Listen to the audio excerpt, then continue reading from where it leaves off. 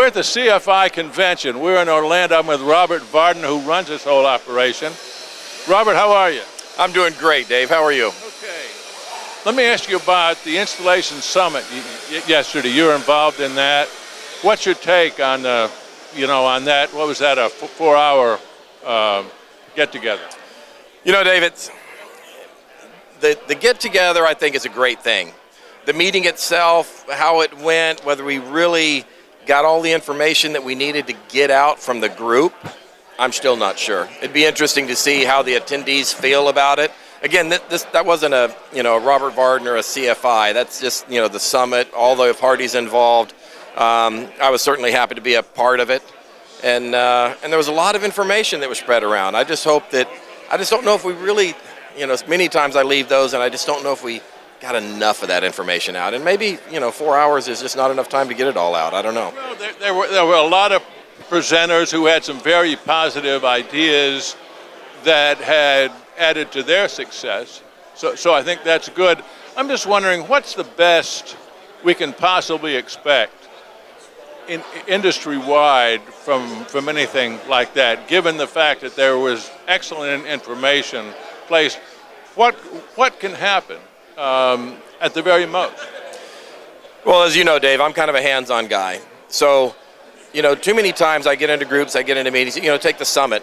And again, I think that was just to spread around information so that, whether you're a retailer or a dealer, that you attended that summit and you listened to some of the great presenters that got up and spoke, that maybe they had some takeaways. And that's obviously, I think, what anybody would want to attend something like that.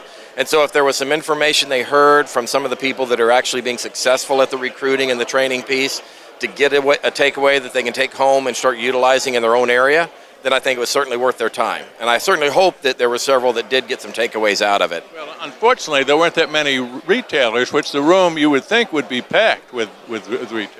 You would think.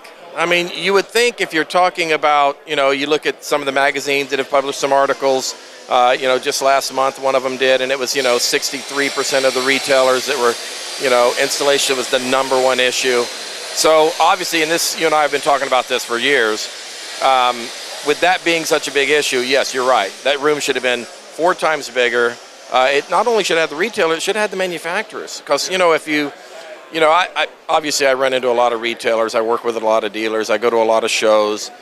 And constantly I'm getting people coming up to me that are saying, we're backed up 28 days, 30 days. And so if you're that backed up, it affects everybody in the chain. Here at CFI right now, we have all these wonderful sponsors, whether they're making a bucket of glue or a box of tack strip. If there's no installers to put it down, all of their businesses are suffering. But then so are the manufacturers. Obviously a roll of carpet has to be installed, and if they don't have installers to install it, so it's affecting the Shaws and the Mohawks and the Beaulieu's and everybody within the chain. So where were they? So again, it would have been nice, and I hope the people that did attend got some takeaways. But really, for what I've viewed over the last several years, for what people you've interviewed and you've talked to over the last several years, you would have thought that room would have been the size of a coliseum and it would have been filled. Yeah. And unfortunately, it wasn't. Yeah. Well, I guess that's been the attitude for the last 50 years, and it hasn't changed in the meantime. But it seems like what has taken place is the fact that many retailers and installers have taken the bull by the horns and changed their part of the world. And I think that's what the result of this will be. I would hope so. And you're right. There are some retailers and some dealers and even some installation groups that are doing things to make some changes. And they're all, we're all looking for new ideas and new ways. Even CFI, we're doing a lot of restructuring and different things and direction. We're looking at bringing a person in, literally just from the recruiting side. Because, people talk training, but there's a lot of great training out there. Whether from Install, NWF, CFI, there's great training out there. What I'm seeing as far as the biggest lacking piece is making that connection with the millennials, recruiting the new generations. We know we've lost probably 2, possibly 3.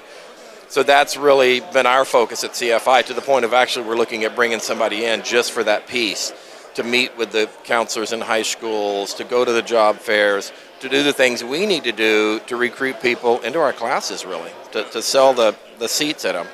It was interesting. Some of the presenters yesterday had talked about the recruitment efforts that they've done locally. I mean, it is possible. Some of them have been very, very successful. And all of your members and members-to-be, potentially, if given the right materials, could do the same thing. I agree. Some of the things we've done just from a research standpoint over the last year and a half is, I've actually met with some high school kids, some young men that were just graduating just last year. And, my first conversation started out around, so what are you guys doing? Are you going to college? Are you looking for a job? Almost all of them were looking for a summer job even before they were graduating that year, even though they might have been going to school. And so how did you search for that job? Well, all of it was done here. It was all done on their phone. It was all sending applications to various places. And of course, I'm in Texas, minimum wage in Texas, it's pretty low. It's mid to upper sevens. You get into California, it's mid tens, but it's just the region you're in. But, so I said, well, what if I could start you out day one at $10 an hour? Boy, they sit up in their chair. And I said, and by the way, if within the first 3 months you could gain these skill sets, we could probably bump you up to 11 or 12. And if you could do this in 6 months, and I mean, their eyes were like, where do we sign up? So I don't know why we haven't been able to reach them, whether we're just not going and reaching them in the right place. But the kids are there, and I've explained to them, this is physical work, this is this. Now, granted, once you get them out there, they may change their mind. But, a lot of them, they're eager, they're ready. We just have to reach them. We have to give them a path. It seems like one of the keys is really building membership in the CFI, which is difficult. I mean, a lot of these people are invisible, and I'm sure there's lots of ins and outs, a lot of turnover. Are there plans afoot to add to the membership? Is that a good idea? Obviously, absolutely. With us too, in the last, couple of years with the new structure and being with the WFCA and some of the resources it's given us, we've done very well. And it's not me, it's certainly the staff and the people within the association and the help of the WFCA. But, we've improved on our membership numbers, we've improved on our training numbers, our training revenue, just about every category. Our convention's up, our vendors are up, our attendees are up. And obviously that's the path we want to go. And even now, of course, you can never be happy with that. You got to keep going. Yeah. We went to this new venue because, again, it was time to continue to step up what we do and how we do it. And even in our training programs, we had a team meeting in Texas a few months ago. We go through all of our curriculums. We go through all of our programs. We look at those long-term programs because obviously we know we need to recruit and then train that guy from scratch to being able to go out and perform and do something in the industry.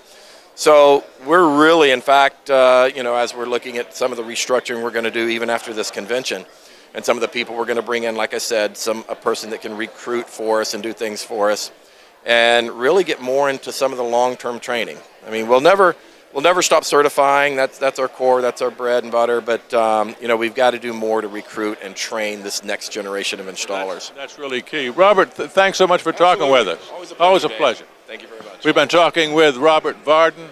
We're at the CFI convention. He is the executive director. We're in Orlando, and this is Talk Floor TV.